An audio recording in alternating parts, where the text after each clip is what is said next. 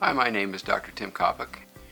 I'm going to reflect back on the 11 years I've worked here at Gannon, and have to admit that the thing that brought me to Gannon is the quality of the program, the quality of the team that I've worked with, the quality of the support staff.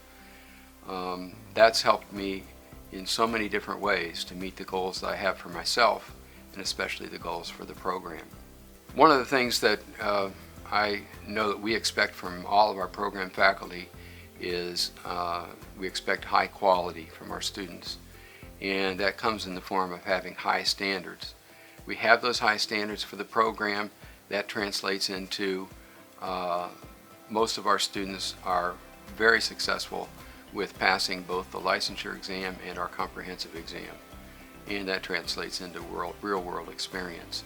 I myself have kept a limited private practice going where I can keep my hands in the process of professional counseling. That keeps my skills current, and it keeps me on the cutting edge of professional counseling.